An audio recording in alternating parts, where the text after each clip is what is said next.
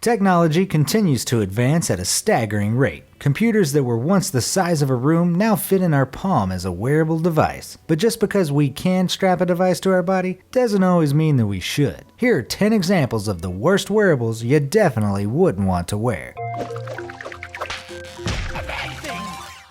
Number 10. Virtual Boy. A portable gaming console with the capability of showing 3D graphics? What could possibly go wrong?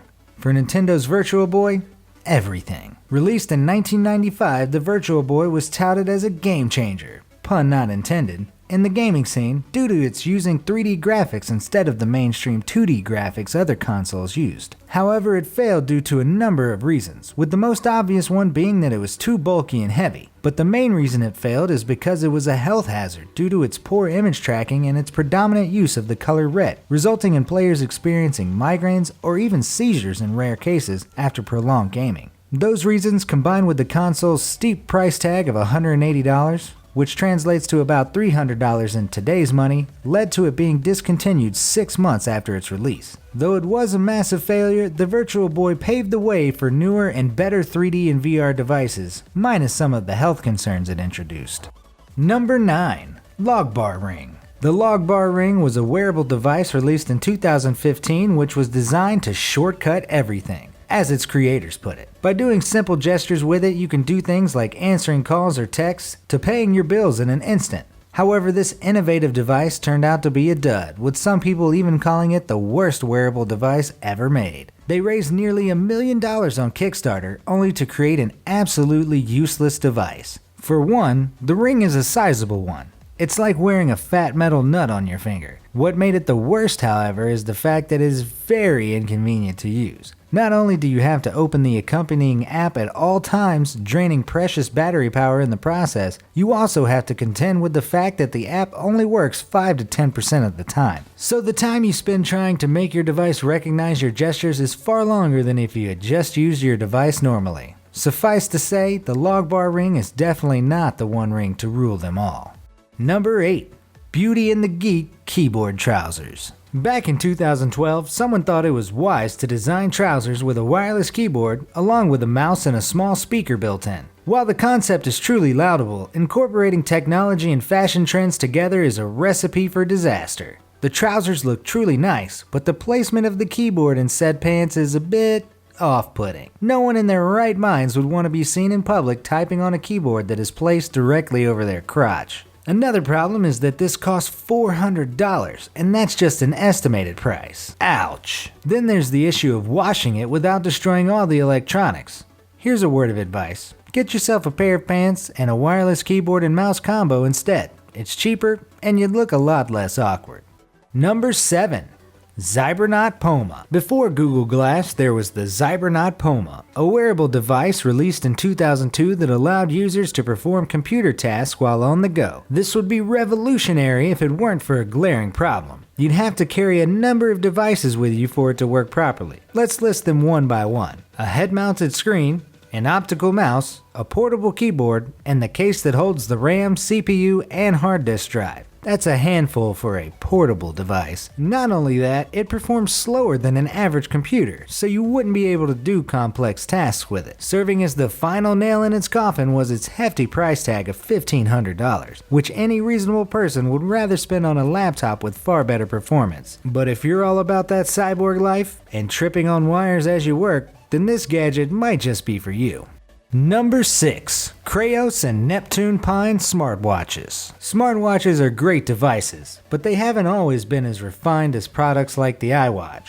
The Crayons smartwatch, for example, was touted by its creators back in 2013 as the most advanced smartwatch, being equipped with voice and gesture control. However, all those promises came up short when the final product came to fruition, backed by $1.5 million of crowdfunding through Indiegogo. What customers got was a faulty smartwatch stripped of all its features the company promised. And while its $110 price tag wasn't that much, people still regretted buying it since the product was a total bust. The second smartwatch failure, the Neptune Pine, was actually a decent piece of tech when it was released back in 2015. It can do almost everything a smartphone can do, which is basically its downside as well. The problem is that it's basically a miniature smartphone, measuring at 2.4 inches. Its large size is quite unsettling, especially when you put it on and you find yourself unable to put on your formal suit as it sticks out from your sleeves. And with a price tag of $350, I think it's better to invest on a high-end smartphone and opt for a regular watch instead. Let's take a breather for a while, shall we?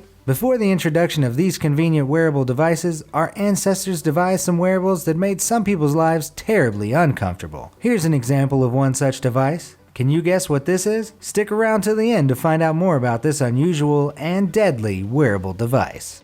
Number 5. Basis Peak and Fitbit Force. Compared to the previous examples, these two smart devices did meet customer expectations, but some unusual problems led to them being included in this list. The Basis Peak was a great fitness tracker developed in 2014, loaded with a number of useful features for health-wary consumers. And though it came with a price tag of $200, its advantages seemed to far outweigh its disadvantages. However, production was halted due to a major malfunction in the units, causing it to overheat and even burn up in some cases, resulting in users suffering burns from the device. This led to a mass recall of the units, which also marked the end of Basis Peak. Similarly, the Fitbit Force is a lightweight, easy-to-use smart device loaded with a number of useful fitness applications, and it only cost $130. It would be a nice device if it wasn't for one small problem. The device causes skin rashes. Like the Basis Peak, it led to a mass recall of the device. But unlike Basis Peak, the Fitbit brand is still present to this day, offering new products that hopefully don't cause skin problems.